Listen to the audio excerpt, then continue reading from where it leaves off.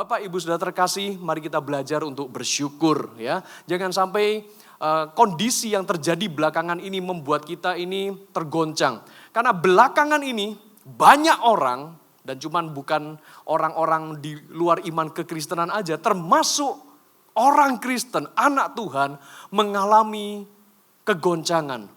Imannya mulai tergoyahkan. Tetapi saya mau mengajak kita semua, sebelum kita mengakhiri 2021, lalu kita akan menyongsong tahun yang baru, kita punya pemahaman yang benar. Karena kalau kondisi kita saat ini sedang goyah, sedang tergoncangkan atau sedang terombang-ambing, Anda tidak akan pernah siap untuk memasuki tahun depan. Kemungkinan tahun depan justru Anda akan semakin kandas dan kemudian karam, jatuh, terpuruk, dan sungguh Anda tidak akan bisa menikmati pemeliharaan dan penyertaan Tuhan dalam kehidupan Anda. Ya. Lalu bagaimana caranya supaya kehidupan kita ini tidak mengalami goncangan, Anda tidak mudah terombang-ambing, Anda juga tidak tergoyahkan seperti itu. Saudara-saudara, kita supaya tidak mengalami goncangan bukan berarti kita harus membangun sebuah rumah yang lebih kuat dibandingkan yang kita tinggali sekarang. Bukan berarti kita harus membangun finansial kita lebih kuat dari sebelumnya. Ya, sekalipun mungkin punya aset, punya properti, punya keuangan yang kuat itu mungkin membuat Anda, aku merasa aman. Aku tidak akan goyah kalau ekonomiku stabil. Dan juga bukan berarti Anda harus membangun sebuah kesehatan Anda yang lebih baik lagi dari sekarang. Ya, membangun kesehatan itu baik. Tetapi membangun otot Anda dengan rajin berolahraga, nge-gym, fitness dan sebagainya tidak membuat kondisi Anda itu tidak tergoncangkan. Ya, tetapi satu hal kita akan belajar dari firman Tuhan, agar Anda tidak mudah tergoncangkan, maka kita harus kuat dalam iman. Iman kita yang harus dikuatkan, iman kita yang harus dibangun. Oleh karena itu, hari ini saya ingin menyampaikan tema mengenai kuat dalam iman. Siap ya? Mari sama-sama Anda ucapkan kuat dalam iman. 1, 2, 3. Kuat dalam iman. Anda semua mau menjadi pribadi yang kuat dalam iman? Ya, kalau Anda kuat dalam iman, saya berdoa bahwa mengakhiri tahun 2021, memasuki 2022, Anda pasti aman, damai, sejahtera. Anda akan banyak menikmati pengalaman-pengalaman yang ajaib bersama dengan Tuhan kita Yesus Kristus. Mungkin kondisi yang kita alami dengan orang lain bisa sama. Kita bisa mengalami badai, kita bisa mengalami pencobaan, kita bisa mengalami kesulitan. Kita mungkin bisa dibohongin sama orang, mungkin hal-hal yang kita kerjakan bisa mengalami kerugian. Pekerjaan kita mengalami tantangan, banyak saingan dan sebagainya. Tetapi kalau saya dan Anda kuat di dalam iman, saya percaya Anda bisa melewati itu semua. Lalu bagaimana caranya supaya kita bisa menjadi pribadi yang kuat dalam iman? Saya ajak untuk kita membaca suratnya Yudas ya, di dalam Perjanjian Baru. Surat Yudas. Ya, cuma satu pasal saja, tapi saya hanya membacakan beberapa ayat bagi Anda. Mungkin ini adalah surat yang jarang dibacakan atau jarang dikhotbahkan Bapak Ibu Saudara, tetapi ini merupakan sebuah surat yang penting. Yudas ini siapa? Ini Yudas bukan salah satu rasulnya Tuhan Yesus yang punya marga Iskariot itu, bukan. Karena Yudas Iskariot adalah salah satu rasulnya Tuhan Yesus yang kemudian mengkhianati Tuhan Yesus. Nah, Yudas ini bukan tergolong dari 12 rasul, tetapi Yudas ini adalah rekannya rasul dan lebih luar biasa lagi, Yudas ini adalah saudara tirinya Tuhan Yesus. Ya, jadi Tuhan Yesus itu kan dilahirkan oleh perawan Maria. Jadi Yudas ini juga dilahirkan oleh Maria, tetapi lain ayah. Ayahnya Tuhan Yesus kan, ya kita gak bisa ngomong bahwa ayah Tuhan Yesus secara biologis adalah Yusuf, gak bisa. Tetapi Yudas ini adalah saudara dengan mama yang sama, tetapi beda ayah. Istilahnya begitu. Anggaplah Yudas ini sebagai saudara tirinya Tuhan Yesus, rekan rasul dan juga pada awalnya ketika Yesus Kristus melayani di atas muka bumi ini kan dari kecil nih. Yudas, Yakobus ya, dan Tuhan Yesus main bareng-bareng. Namanya sudah tinggal satu rumah, tinggal satu atap, main bareng, belajar bareng, makan bareng, segala aktivitas dilakukan bersama dan sebagainya. Ketika Yesus Kristus mulai tumbuh dewasa dan mulai melayani, mulai berkhotbah, melakukan mujizat dan sebagainya. Awal mulanya Yudas dan saudaranya, Yakobus dan ya saudara-saudara sepupunya yang lain, tetangga-tetangganya bahkan sanak saudaranya Tuhan Yesus gak percaya. Hah? Yesus ini kan tinggal serumah sama kita.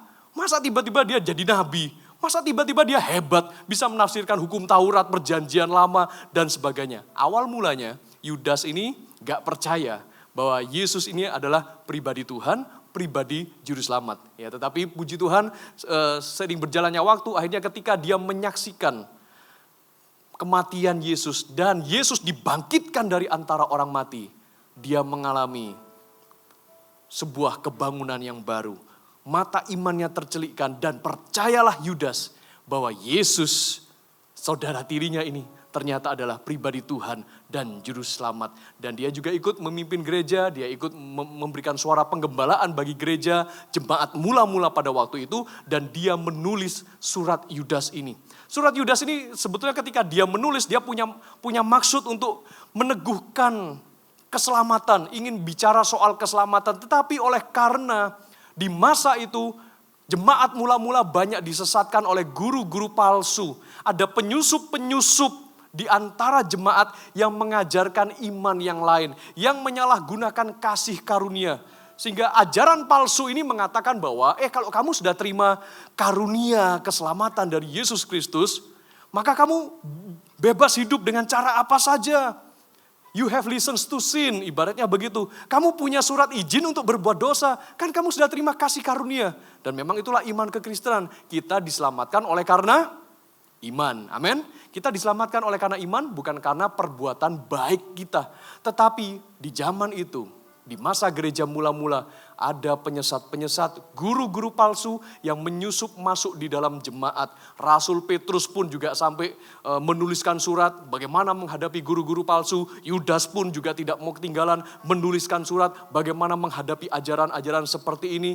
Supaya jemaat Kristen mula-mula dan terus dibangun sampai hari ini di zaman kita sekarang, saya dan Anda, kita harus dibangun atas dasar kebenaran firman Tuhan yang benar, yang sejati. Amin. Ya, supaya iman kita tidak tergoyahkan, supaya iman kita juga tidak melahirkan perbuatan-perbuatan yang menyimpang. Bukankah belakangan ini juga di tengah-tengah segala kondisi, situasi politik, perekonomian, masalah sakit penyakit, pandemi global sedunia, membuat orang itu sudah pikirannya aneh-aneh. Membuat orang itu sudah sepak terjangnya itu sudah mulai gak masuk akal. Orang yang kelihatannya baik, akhirnya mereka jatuh secara moral. Seorang pemimpin yang berkarisma dan dikagumi, akhirnya mulai kelihatan borok-boroknya. Saudara-saudara, situasi dunia semakin tidak menentu. Ini adalah akhir zaman. Dan nasihat apa yang disampaikan oleh Yudas ini? Kita mulai ayat yang ke-17 ya. Ayat yang ke-17, di sini Yudas menuliskan, tetapi kamu saudara-saudaraku yang kekasih, ingatlah akan apa yang dahulu telah dikatakan kepada kamu oleh rasul-rasul Tuhan kita Yesus Kristus. Sebab mereka, maksudnya para rasul, telah mengatakan kepada kamu, menjelang akhir zaman akan tampil pengejek-pengejek yang akan hidup menuruti hawa nafsu kefasikan mereka. Mereka adalah pemecah belah yang dikuasai hanya oleh keinginan-keinginan dunia ini dan yang hidup tanpa Roh Kudus. Berhenti dulu sampai di sini. Yudas memberikan nasihat dan mengutip dari perkataan rasul-rasul. Karena dia sadar bahwa dia bukanlah salah satu dari ke-12 rasul. Tapi dia adalah rekan rasul dan juga memiliki otoritas. Dan dia menyatakan message ini, pesan ini disampaikan kepada gereja mula-mula. Dan juga pesan itu yang perlu kita renungkan sampai hari ini. Bukankah hari ini juga, kalau boleh kita sebut, ini adalah juga akhir zaman. Ini sudah menjelang akhir zaman, Bapak Ibu Saudara. Jarak kita dengan surat Yudas ketika ditulis sekitar 2000 tahun. Karena itu ketika Yudas menuliskan menjelang akhir zaman, mungkin Yudas kalau bisa mengimajinasikan 2000 tahun ke depan, ya ini sekarang. Inilah akhir zamannya. Apa yang terjadi, apa yang menjadi pesan para rasul, ayat 18 dikatakan menjelang akhir zaman akan tampil, pengejek-pengejek yang akan hidup menuruti hawa nafsu kefasikan mereka. Semenjak Anda menjadi seorang Kristen yang aktif beribadah ke gereja, sering dihina enggak? Atau pernah dihina enggak? Pernah diejek enggak Anda?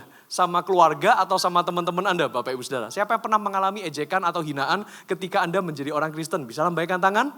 Ada. Oh, cuma saya aja. Oh, ada lah ya beberapa ya kan. Ada yang gak setuju mungkin, ada yang menjelek-jelekan Anda. Ngapain kamu? hari Minggu pergi ke gereja, wah haleluya, haleluya, seperti itu. Ngapain sih fanatik datang ke gereja? Kita biasa-biasa aja lah dan sebagainya. Ya, misalkan kita juga, bukankah kita tinggal di kota kita, di dunia sekitar kita, kita juga harus berbenturan dengan tradisi, mungkin dengan agama atau kepercayaan tertentu.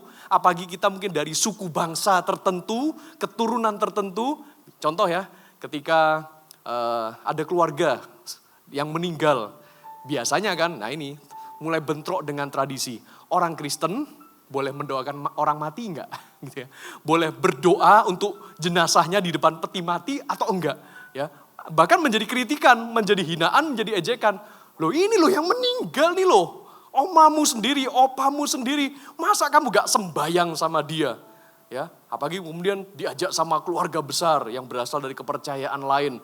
Ya, mungkin ziarah kuburan apa segala macam, ya merekanya semua lagi berdoa sembayang, kong tolong ya kong supaya saya dapat uang jajan lebih banyak tahun ini. Kamu kok gak doa kayak gitu sih? Ya, engkongnya aja sudah dikubur, saudara. Gimana dia bisa terbitin angpau buat Anda gitu kan? Ya, kadang-kadang bentrok kepercayaan, keyakinan akibat tradisi seperti itu muncul. Inilah ejekan-ejekan yang mulai timbul di akhir zaman. Nah, orang-orang seperti ini, ayat 19 menjelaskan mereka adalah pemecah belah. Memecah belah iman kekristenan kita, membuat orang Kristen menjadi bingung. Apa sih yang harusnya kita percayai? Gitu ya. Bahkan ada orang yang seolah-olah mereka mendengarkan pesan langsung dari Tuhan, pesan langsung dari malaikat yang di luar yang tertulis dalam Alkitab. Sehingga mereka berkata, mereka menyusup di antara jemaat dan ketika mereka mendoakan, kayaknya Tuhan itu kepengen kamu begini. Padahal itu keinginannya sendiri, belum tentu keinginannya Tuhan. Gak sesuai dengan firman Tuhan apalagi. Dan catat baik-baik mereka memecah belah. Sehingga ada orang yang merasa, enggak tuh kok rasanya waktu aku berdoa Roh Kudus ngomong begini. Enggak kok Tuhan ngomong begini. Enggak bisa di Alkitab ngomong begini. Kan jadi bingung, jadi bentrok saudara-saudara. Mereka adalah pemecah belah yang dikuasai hanya oleh keinginan-keinginan dunia. Dan ini dia yang strong pointnya. Hidup tanpa Roh Kudus. Ada loh orang-orang yang bisa menyusup di dalam gereja mula-mula. Dari zamannya Yudas sampai zamannya sekarang. Mereka bisa saja memaksakan keinginan mereka, memaksakan kehendak mereka, menyesatkan ajaran iman kekristenan, sehingga membuat orang Kristen tidak bisa bertumbuh secara dewasa. Bukankah dunia ini juga di zaman sekarang, saudara-saudara, lebih banyak membicarakan soal Roh Kudus atau roh halus, menurut Anda? Halo? Bukankah ini akhir zaman? Mungkin kita tidak terima ajaran semacam itu di dalam gereja kita, puji Tuhan. Karena kita punya pengembalaan yang cukup kuat, Anda juga digembalakan, dimuridkan di dalam Connect Group. Amin? Betul ya? Anda boleh mendengarkan ajaran-ajaran yang sehat lewat kepemimpinan yang ada di dalam CG, di gereja Mawar Syaron. Tetapi bagaimana dengan media di sekitar kita? Media komunikasi, media televisi, lewat media cetak, media sosial kita. Yang lebih banyak dibahas itu soal Roh Kudus atau roh halus belakangan. Atau mungkin hal-hal yang bersifatnya horor mungkin. Oke. Kalau kita ngomong film-film yang muncul mungkin sekitar 20, 30, 40 tahun yang lalu. Kalau ngomong tentang film horor, itu kesannya sangat menakutkan. Ya. Tetapi kalau film hantu di zaman sekarang, ya, hantu tuh digambarkan menyeramkan atau lucu, Bapak Ibu Saudara. Hantu di zaman sekarang, film anak-anak yang pakai karakter hantu itu loh. Yang model kartun-kartun itu menyeramkan atau lucu. Sudah jauh lebih lucu. Zombie yang dulu kelihatannya menakutkan kan. Bagaimana seseorang tuh bisa disebut sebagai zombie? Ya karena katanya sih orang sudah mati, lalu orang mati bisa bangkit lagi, lalu jadi zombie begitu kan. Mungkin awal-awal kita dengar istilah gitu dulu, menyeramkan, menakutkan. Zaman sekarang jadi bahan lucu-lucuan. Ya, dibikinkan kostum zombie-zombian. Ya. Kemudian yang akhir bulan Oktober biasanya setiap tahun dirayakan. Semoga Anda juga tidak ikut merayakan ya. Siapa tuh yang merayakan Halloween gitu ya. Lalu pakai kostum nenek sihir ya, kakek sihir ya, penyihir dan sebagainya. Segala sesuatu itu sudah ibaratnya mereka sudah mengidolakan hal-hal yang sifatnya hantu-hantuan kayak begitu. Roh-roh halus, roh gentayangan seperti itu dan mereka mengabaikan Roh Kudus.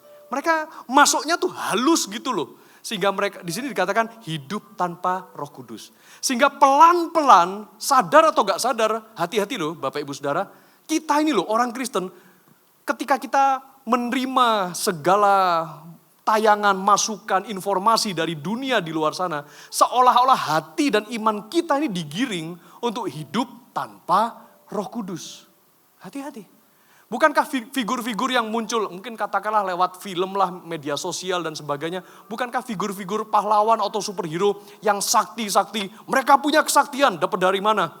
Dapat dari batu ajaib misalkan, dapat dari senjata ajaib lah, kesetrum listrik lah, ya kesengat laba-laba lah jadi Spider-Man dan sebagainya misalkan kayak begitu kan. Mereka punya kesaktian kayak gitu bukan karena menerima urapan Roh Kudus. Dapat dari mana? Ya kesetrum lah, ya kecebur, ya minum obat, ya apalah, bisa terbang, kemudian bisa berayun-ayun, bisa ngangkat barang yang berat. Mana Roh Kudusnya? Seolah-olah itu semua sudah diblurkan, ibarat udah gak ada. Nah ini yang kita perlu hati-hati. Lalu gimana caranya? Kita hidup di zaman modern ini kan tadi saya ngomong kita harus kuat dalam iman ya. Lanjut ayat 20 dan seterusnya sampai 23. Demikian firman Tuhan, Yudas ayat 20. Akan tetapi kamu saudara-saudaraku yang kekasih, bangunlah dirimu sendiri di atas dasar imanmu yang paling suci. Alias kuatlah dalam iman dan berdoalah dalam Roh Kudus. 21, peliharalah dirimu demikian dalam kasih Allah sambil menantikan rahmat Tuhan kita Yesus Kristus untuk hidup yang kekal. Tunjukkanlah belas kasihan kepada mereka yang ragu-ragu. Selamatkanlah mereka dengan jalan merampas mereka dari api. Tetapi tunjukkanlah belas kasihan yang disertai ketakutan kepada orang-orang lain juga dan bencilah pakaian mereka yang dicemarkan oleh keinginan-keinginan dosa. Ada 3 cara untuk kita menjadi pribadi yang kuat di dalam iman. Ya. Yang pertama kita baca tadi dari ayat yang ke-20, saudara-saudara. Bangunlah imanmu sendiri di atas, bangunlah dirimu sendiri di atas dasar imanmu yang paling suci dan berdoalah dalam Roh Kudus. Katakan bersama-sama dengan saya, berdoa dalam Roh Kudus. 1, 2, 3. Ya.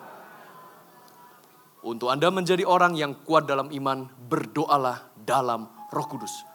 Berdoa dalam Roh Kudus itu kayak apa sih Pastor Robert? Apakah saya harus setiap hari berdoa pakai bahasa roh terus lalu menyembah dalam roh dan kebenaran terus gitu ya? Saudara-saudara, semenjak Anda dilahirkan kembali oleh Roh Kudus dan telah menerima Yesus sebagai Tuhan dan Juru Selamat, setiap kali kita berdoa, kita ini berdoa di dalam Roh Kudus. Cuma hati-hati, ada rambu-rambunya. Ya, gak selalu kita harus berdoa dalam Roh Kudus itu hubungannya harus berkata-kata dalam bahasa roh terus.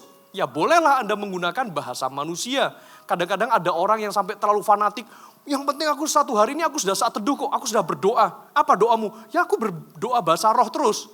Ya, ketika disuruh doa di CG, doa di pertemuan, bahkan termasuk doa makan, pakai bahasa roh. Teman-temannya juga sampai bingung. Kamu udah doa makan belum? Udah, ini barusan berbahasa roh. Oh, rabasyakata kabar-kabar. Bingung kan? Ya. Ya pakailah sekali-kali doa dalam bahasa manusia juga gak apa-apa begitu kan. Bagi Anda yang sudah dipenuhi oleh Roh Kudus dan Anda juga bisa berkata-kata dalam bahasa roh. Ya silakan Anda membangun diri berkata-kata berdoa di dalam bahasa roh. Tetapi di dalam pertemuan keluarga dengan teman-teman dan sebagainya, di dalam ruang lingkup umum publik juga tidak apa-apa kita berdoa menggunakan bahasa manusia di dalam tuntunan Roh Kudus. Ya kan? Dan kemudian juga mungkin ada juga dari antara Anda yang belum dipenuhi oleh Roh Kudus dengan tanda berkata-kata dalam bahasa roh. Mungkin Anda mulai merasa kurang nih. Aduh, kok kayak kurang afdol ya. Iya tadi pastor baru mengatakan berdoalah dalam Roh Kudus. Lah saya belum bisa berkata-kata dalam bahasa roh. Lah ya apa saya ini? Saudara-saudara, semenjak Anda percaya bahwa Yesus itu adalah Tuhan dan Juru Selamatmu, percayalah bahwa Roh Kudus sudah ada di dalam hidupmu. Yang percaya katakan amin. Sekalipun mungkin secara manifestasinya itu belum keluar kata-kata dalam bahasa roh. Gak usah merasa tertuduh, aduh aku nih gak ada Roh Kudusnya, hidupku ini kosong. Firman Tuhan juga mengatakan bahwa barang siapa itu bisa berseru ya Aba ya Bapa. Bisa memanggil bahwa Yesus itu adalah Tuhan dan Juru Selamatnya. Itu semua oleh karena ada Roh Kudus di dalamnya. Roh Kudus itu selalu dipertentangkan dengan yang namanya kedagingan. Nah ini loh, apa yang menjadi ciri dari berdoa dalam Roh Kudus? Saat kita berdoa dalam Roh Kudus, kita itu artinya tidak berdoa dalam kedagingan. Oke, jadi Anda harus bisa bedakan. Entah Anda mau berkata-kata dalam bahasa roh, tapi Anda pikirannya tuh kemana-mana, memikirkan keinginan sendiri, memikirkan kesuksesan sendiri, memikirkan bagaimana caranya supaya diri sendiri jadi berhasil, ya, memikirkan supaya orang lain kena celaka, saingan Anda mungkin jadi bangkrut, tapi Anda berbahasa roh, itu sama aja dosa, saudara. Itu bukan berdoa dalam Roh Kudus, itu juga sama aja berdoa dalam kedagingan. Ya. Berdoalah dalam Roh Kudus. Mau Anda berdoa pakai bahasa roh maupun Anda berdoa pakai bahasa manusia. Berdoa dengan kita menanggalkan atau mematikan keinginan-keinginan daging kita. Saat kita berdoa, patokannya itu adalah Tuhan, aku berdoa supaya kehendak Roh Kuduslah yang terjadi dalam kehidupanku. Itu loh namanya berdoa dalam Roh Kudus. Selanjutnya silakan Anda berdoa secara umum. Boleh kok Anda berdoa untuk meminta agar Anda punya keinginan itu bisa tercapai. Tetapi berdoa dalam Roh Kudus tidak selalu kita berdoanya tuh begini. Tuhan, aku berdoa agar aku mengalami naik pangkat terus kan, agar keinginanku terpenuhi, ya kan? Karena kita sudah terlalu banyak nonton film Doraemon kan. Aku ingin begini, aku ingin begitu, ingin ini, ingin itu, ingin semua kepingin gitu kan. Lalu kita berdoa sama Tuhan dengan caranya gitu. Emangnya Tuhan Yesus itu Doraemon apa saudara? Iya kan? Berdoalah dalam Roh Kudus, bukan berdoa di dalam keinginan daging kita. Supaya usahaku makin besar. Ya kalau sudah usahanya makin besar gimana saudara? Kadang-kadang begitu kita semakin diberkati, usaha semakin besar, kehidupan finansial lebih beruntung, lebih berhasil, uang makin banyak, malah meninggalkan Tuhan. Ya kan? Lebih baik kita berdoa, Tuhan cukupkanlah aku. Seperti doa Bapa kami kan, dan berilah kami pada hari ini makanan kami yang secukupnya. Berdoalah dalam Roh Kudus, berdoa supaya kehendak Tuhan yang terjadi. Kehendak Roh Kudus yang terjadi. Bukan kehendak kedagingan kita yang terjadi. Apalagi kalau Anda berdoa ketika Anda sedang punya masalah dengan orang lain. Gimana caranya berdoa dalam Roh Kudus? Ya, jangan sampai ada, oh Tuhan aku berdoa, aku lagi punya masalah sama orang itu Tuhan. Tolong Tuhan, celakakan orang itu. Terus sedang ngomong, dalam nama Yesus. Berdoa dalam Roh Kudus atau bukan itu, ya kan? Berdoa dalam kedagingan, itu saudara-saudara. Ya, justru kalau kita berdoa dalam Roh Kudus, Tuhan sebetulnya aku sakit hati sama orang itu. Tetapi aku mohon ya Roh Kudus, lembutkanlah hatiku supaya aku gak nyakar dia kalau ketemu. Kan gitu, ya kan? Supaya aku bisa mengampuni dia. Itu loh berdoa di dalam Roh Kudus. Amin, amin, amin, amin. Ya, oke. Yang pertama berdoa di dalam Roh Kudus. Sehingga kita bisa waktu kita berdoa dan menyembah Tuhan tuh hati kita plong loh sama Tuhan. Kita bisa minta Tuhan agar penuhi aku ya Roh Kudus. Ya, Roh Kudus kau hadir di sini. Roh Kudus ku mengasihimu. Kau lembut, kau manis, kaulah penghiburku. Penolongku diutus Bapakku. Ku buka hati untuk Roh-Mu Tuhan. Ingat ya, bukan ku buka hati untuk roh halus ya Tuhan. Jangan ya. Buka hati untuk Roh Kudus. Ku buka hati menyembah-Mu Yesus. Jamahlah kami, penuhi kami dengan kuasa Allah Maha Tinggi. Kita berdoa minta Roh Kudus memenuhi kita, menuntun kita berdoa dalam Roh Kudus. Orang yang berdoa dalam Roh Kudus imannya akan kuat. Ya. Yang kedua, bagaimana kita ini kuat di dalam iman? Kita lihat di dalam ayat yang ke-21. Ayat 21 demikian firman Tuhan. Peliharalah dirimu demikian dalam kasih Allah sambil menantikan rahmat Tuhan kita Yesus Kristus untuk hidup yang kekal. Peliharalah dirimu, artinya jagalah kekudusan di dalam kasih Allah. Karena kadang-kadang ini loh yang banyak dilupakan oleh orang Kristen. Oh saya kan sudah terima keselamatan. Aku pasti akan punya hidup kekal. Nah selama mengisi kehidupan kita menanti hidup yang kekal, bagaimana cara hidup kita sebagai orang Kristen? Penyesat-penyesat akhir zaman atau pengejek-pengejek akhir zaman seperti yang dikatakan para rasul ini mengatakan bahwa mereka itu hidup seenaknya. Mereka itu mengumbar hawa nafsu mereka. Karena mereka sudah sok menjadi orang yang, aku punya hidup kekal kok. Ya aku kan lagi menunggu kapan aku dipanggil ke sorga. Aku hidup di sini ngapain? Ya sembarangan aja. ya kan? Seenak gue, semau gue, aku kan yang penting sudah selamat, punya kepastian, hidup kekal, tempatku ada di sorga. Ya, jadi ketika hidup di dunia ini, hidupnya sembarangan, ya, tidak mengontrol hawa nafsunya. Bapak Ibu Saudara, setiap manusia diciptakan tuh selalu punya hawa nafsu. Ya, kalau tanpa hawa nafsu, Anda itu bukanlah manusia yang seutuhnya. Tetapi kendalikanlah hawa nafsu Anda. Contoh, ya, untuk Anda makan, Anda perlu punya nafsu makan, ya kan? Anda tidak akan bisa menikmati seberapa enaknya makanan, apalagi ketika setiap malam, mungkin setiap minggu, Anda selalu ada perayaan Christmas. Oh ya, makan-makan gitu kan. Ketika Anda melihat, tampilannya enak banget. Mau ayam goreng, tempe goreng, mau apalah, mau capcay, kue tiaw, barongsai, apa segala macam gitu kan. Kelihatannya Anda ngences, wow enak ya. Tapi begitu Anda makan, kok gak ada rasa ya. Anda mungkin tidak ada nafsu makan, Anda cuma lihatin secara tampilan bagus. Ya, ada asapnya menggumpal keluar, kelihatannya enak. Tapi gak punya nafsu makan, gak bisa dinikmati. Ya kan? Demikian juga, kalau Anda juga tidak bisa mengendalikan nafsu makan, kebablas, apapun dimakan. Yang katanya enak, pasti Anda makan. Yang gak enak pun, itu dimakan. Repot saudara. Ya. Sekalipun perut Anda udah kenyang, tetap dimakan. Ya, habis itu nyalahin itu. Waktu kita berdoa, biasanya doa makan yang disertai oleh orang Kristen yang beriman tuh begini kan. Tuhan Yesus berkati kuduskan makanan ini agar menjadi berkat kekuatan kesehatan bagi kami, tetapi tidak membuat berat badanku nambah. Amin lagi. Iya kan? Ya. Itu namanya Anda tidak bisa mengendalikan nafsu makan Anda, saudara-saudara. Ya. Oke. Lalu mengenai hawa nafsu. Apa ibaratnya? Hawa nafsu romantisme. Nah ini dia. Hawa nafsu antara pria dan wanita. Perlu nggak kita punya? Antara suami istri apabila cintanya juga tidak dibumbui dengan hawa nafsu, bahaya. Antara suami dan istri sekalipun Anda menikah sekudus-kudusnya, tapi ketika Anda lagi pandang-pandangan nih, kok aku gak ada feeling ya sama kamu? Wah siap-siap ceples. Kan begitu saudara. Iya kan? Ya Anda suami dan istri, ya Anda ketika memiliki sebuah hubungan istimewa, hubungan yang akrab dan intim Anda antara suami dan istri, ya tetap punya nafsu lah gitu kan. Gak mungkin Anda gak punya nafsu gitu kan. Ya, tetapi hawa nafsu yang kebablas di area romantisme ini, kalau Anda lakukan bukan dengan pasangan Anda, nah itu dia, itu yang sudah bahaya.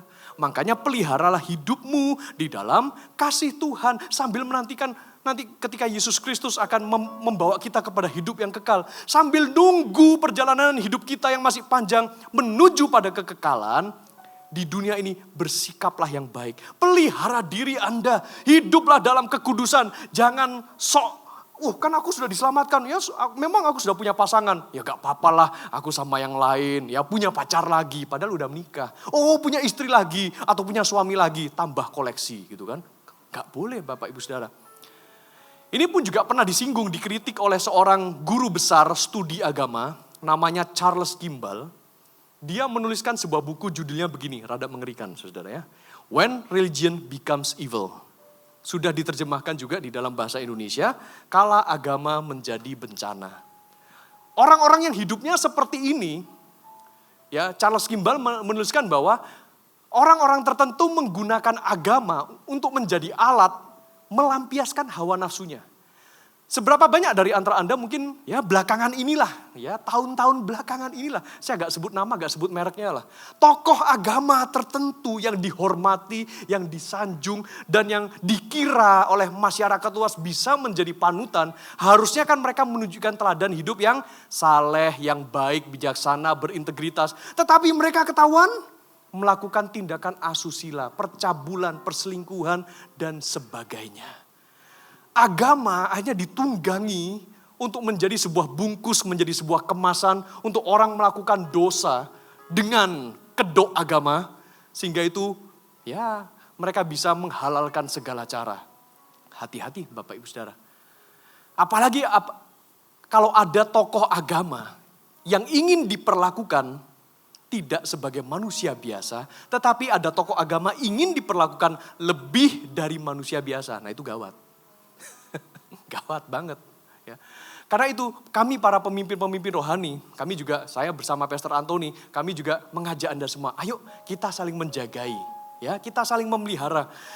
memelihara hidup kita sedemikian di dalam kasih Allah sambil menantikan rahmat Tuhan kita yang akan membawa kita kepada hidup yang kekal. Kemarin malam baru saja saya berjumpa dengan kepemimpinan di dalam CG yang saya gembalakan, dan puji Tuhan dilahirkan ada 2 CG yang baru, kemudian ada coach baru yang kami doakan, dan ada 1 tim leader baru yang kami juga doakan dan ditahbiskan mulai diresmikan. Kemarin saya juga berpesan kepada mereka sebagai pemimpin-pemimpin rohani khususnya di gereja Mawar Sharon, saya minta Anda semua ayo bersama-sama kita jaga kekudusan. Jangan sampai perkataannya Charles Kimball ini terjadi untuk gereja Mawar Sharon. Orang yang punya pangkat keagamaan tertentu, melayani dengan level tertentu, malah hidupnya menjadi sembarangan, tidak jadi berkat. Termasuk kita semua. Saya pun juga minta kepada mereka para pemimpin, dan meminta Anda juga, ingatkan kami, ingatkan saya, ingatkan Pastor Anthony, ingatkan mungkin Pak Antonius, dan ingatkan para coach dan CGL Anda apabila dari antara kami ada gerakan-gerakan yang mencurigakan. Ya, bukan gerakan pujian dan penyembahan tentu saja ya, maksudnya gerakan-gerakan dari statement kami, dari perkataan kami, dari ajaran kami yang mulai menyimpang dari Alkitab ini, ingatkan kami, tegur kami. Jangan sampai apa yang kami ajarkan, apa yang kami sampaikan ternyata menyimpang dari firman Tuhan. Karena kami pun juga sedang mendidik Anda semua, memuridkan Anda semua di dalam kebenaran. Amin. Peliharalah diri kita, agar iman kita tetap kuat, agar iman kita tetap teguh. Kita saling menjagai, pemimpin umat menjagai umat yang digembalakan. Dan umat juga kami berikan akses kepada Anda, tolong jangan sungkan, tegur kami, doakan kami, ingatkan kami, supaya kita benar-benar sehat di dalam iman kita. Amin Bapak Ibu Saudara. Dan yang ketiga, supaya kita kuat di dalam iman, ayat yang ke-22 dan seterusnya dikatakan demikian. Tunjukkanlah belas kasihan kepada mereka yang ragu-ragu. Selamatkanlah mereka dengan jalan merampas mereka dari api. Tetapi tunjukkanlah belas kasihan yang disertai ketakutan kepada orang-orang lain juga, dan bencilah pakaian mereka yang dicemarkan oleh keinginan dosa. Yang ketiga, bersaksi kepada yang terhilang. Supaya iman kita kuat tadi, selain kita berdoa dalam Roh Kudus dan kita mematikan keinginan daging kita menjaga kekudusan, memelihara diri kita sebaik mungkin tanpa bersaksi kepada yang terhilang, ya iman kita hanya akan mengendap sendiri di dalam diri kita. Kita harus mengekspresikan iman kita dengan cara bersaksi. Selamatkan mereka dengan jalan merampas mereka dari api. Tunjukkan belas kasihan, itu yang diingatkan oleh Yudas bagi setiap kita. Tunjukkan belas kasihan di ayat 22. Tunjukkan belas kasihan kepada mereka yang ragu-ragu. Saat Anda bersaksi kepada teman-teman Anda yang terhilang, kepada keluarga Anda yang belum percaya Yesus sebagai Tuhan dan Juru Selamat, cara Anda bersaksi dan memberitakan Injil kepada mereka, tolong Bapak Ibu Saudara, jangan pakai paksaan. Ya kan? Firman Tuhan dengan jelas mengatakan tunjukkan belas kasihan pada mereka. Jangan ngajak teman Anda, ayo pergi ke gereja nih, apalagi minggu depan Natal tanggal 25, 26 Desember, ayo pergi ke gereja supaya kamu diselamatkan. Kalau perlu pindah gereja sekalian. Nah saudara-saudara, ngajak orang pindah gereja itu kan artinya sudah pernah ke gereja kan orang itu ya. Jadi gak usah diajak lagi. Ya, biarkan dia bertumbuh di gerejanya. Amin, amin, amin, amin. Ya, oke. Tetapi tunjukkan belas kasihan kepada mereka yang ragu-ragu tuh loh, yang masih memutuskan ke gereja enggak ya, mau dibaptis atau enggak ya, percaya Yesus enggak. Nah itu loh, mereka masih ragu-ragu. Mereka sudah banyak dengarkan kesaksian, mereka sudah menerima berita Injil, tapi mereka untuk bergerak dan memutuskan untuk dibaptis dan mau terima Yesus sebagai Tuhan dan Juru Selamat, mereka masih ragu-ragu. Jangan paksa mereka. Awas ya kalau kamu gak ke gereja, kalau kamu gak jadi Kristen, mati masuk neraka. Ya kan, ngancem saudara. Tetapi tunjukkanlah belas kasihan. Aduh aku ngomong gini loh ya sama kamu, karena kamu ini temanku. Aku pengen ngajak kamu gereja, please ayolah ikut aku. Supaya kamu bisa didoakan. Dengarlah minimal pendetanya mau khotbah. Karena aku sayang sama kamu, aku ini kasihan sama kamu. Supaya hidupmu gak sia-sia di dunia ini. Nah gitu loh, tunjukkanlah belas kasihan. Jangan tunjukkan ancaman kepada setiap mereka. Tetapi juga jangan terlalu ngelos, jangan terlalu kebablas. Oh nanti kalau kamu datang ke gereja, nanti dapat makanan, dapat minuman, dapat voucher, dapat souvenir, dapat hadiah gitu kan. Nanti kamu tambah kaya, hidupmu makmur apa segala macam. Jangan, itu sudah embel-embel kayak anak kecil Bapak Ibu Saudara. Ya. Tunjukkan belas kasihan secara tulus, murni, supaya hidup mereka diselamatkan. Perhatikan di sini ayat yang 23. Selamatkan mereka dengan jalan mereka merampas dari api. Ya, ini sebuah ilustrasi ya. Kalau Anda mungkin melihat ada kebakaran atau kompor yang menyala begitu kan, lalu anak Anda kepingin main di sekitar api yang menyala atau kompor yang ada nyala apinya gitu kan, Anda mau menyelamatkan mereka tuh gimana? Hei, api, sini jangan deket-deket gitu, ya. Itu katanya Rhoma Irama, terlalu. Kalau ada orang, apalagi anak kecil gitu kan, deket-deket sama api yang membara kayak gitu, hei, gitu kan, ditarik gitu kan. Artinya tuh kita punya hati yang ngebet untuk menyelamatkan mereka dari api neraka, Bapak Ibu Saudara. Tunjukkan belas kasihan kepada mereka, selamatkan dengan cara rampas mereka dari api itu, doa kita. Oh Tuhan, kami berdoa supaya tahun ini sebelum tutup tahun 2021, kalau masih ada saudara Anda, keluarga Anda, papa mama Anda, teman Anda yang belum diselamatkan, doakan mereka dengan cara merampas mereka dari api. Sengotot itu kita berdoanya supaya mereka diselamatkan. Mungkin Anda juga bingung dengan kalimat selanjutnya. Tetapi tunjukkanlah belas kasihan yang disertai ketakutan kepada orang-orang lain juga. Loh Pastor, ini kita mau memberitakan Injil, bersaksi, tunjukkan belas kasihan tapi disertai ketakutan. Masa kita bersaksi? Takut. Bukan ya. Terjemahannya saya lihat di dalam tafsiran NET, New English Translation. Ya, sebetulnya ini dituliskan bukan ketakutan kepada orang-orang yang mau kita injili, tetapi coupled with fear of God. Tunjukkan belas kasihan yang disertai takut akan Allah. Ya, bukankah identitas kita sebagai orang Kristen itu juga disebut sebagai orang-orang yang takut akan Allah ya.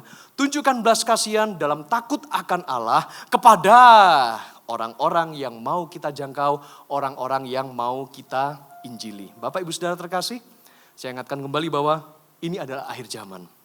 Dan di akhir zaman ini banyak orang yang menentang Roh Kudus. Sekalipun di akhir zaman ini semakin banyak orang yang menentang Roh Kudus, mengaburkan hal-hal tentang Roh Kudus. Tetapi saya ingatkan, ayo kita harus tetap kuat di dalam iman dengan cara berdoa dalam Roh Kudus. Jaga, pelihara diri kita di dalam kekudusan oleh karena kasih Allah. Dan ayo, saya mengajak kita semua, kita bersaksi kepada para pendosa yang terhilang.